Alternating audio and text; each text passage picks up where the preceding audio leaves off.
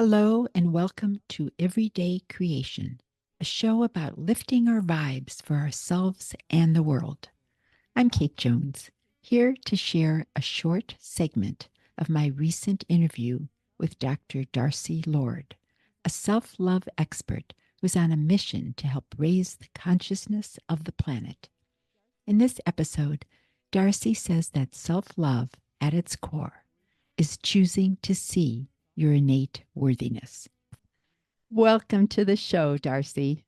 Oh my goodness. Thank you so much, Kate, for having me. I'm super, super honored and couldn't be more excited about participating in someone who's all about lifting the vibes for ourselves and the world. I think that's just beautiful. Thank you. And I am so excited about having you on. I love Thank you. what you're an expert in. It is so great that you remind people of their innate worthiness. Yeah. That where self-love begins.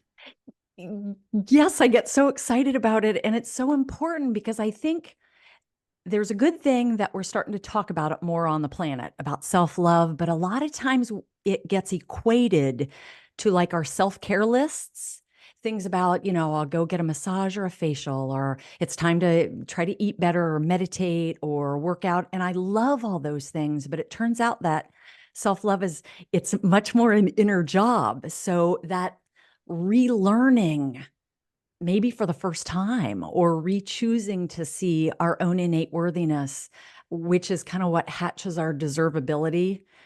It's where it starts. It's an inner game. That is a great Oh, explanation. thank you. Yeah. And I think people can like sink their teeth into it because otherwise it's easier to just keep thinking I got to check off things on a self-care list. Where instead, if we go, oh no, it's an inner game of kind of holding myself in my own heart as precious and lovable and valuable and worthy. So it's that worthiness piece, innate worthiness. It's huge. Oh, that sounds wonderful. So, how does self-love help raise our collective consciousness? Oh, and I know that you're an asker of that because you're so much about raising the vibration. And even the question itself, it just lights me up inside because it's hits our intuition as right in alignment. When you say that to someone like, oh, self-love can actually raise consciousness, I think embedded in our cellular memory, our spiritual beingness, we get it. But on the planet, it's kind of counter to what we've believed because we've heard things like, self-love is probably selfish.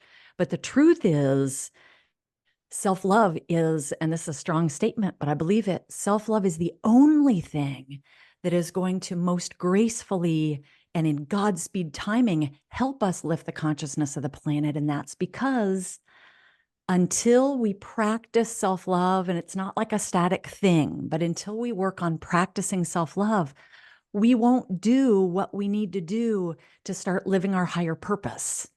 So re-saying it backwards, it's self-love is the thing that will make us care about ourselves enough to do the sometimes hard and definitely scary and awesomely meaningful work of living our higher purpose.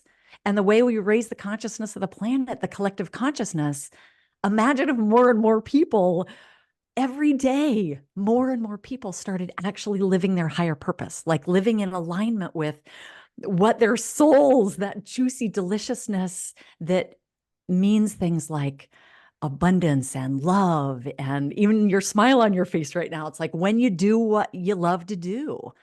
Self-love is the only thing that's going to help us break out of the sleepiness of kind of status quo to let us go, I care enough about my soul and how it's connected to all that is to live what I'm supposed to live, to do what's mine to do on the planet. So it's directly related to lifting the vibration of the planet.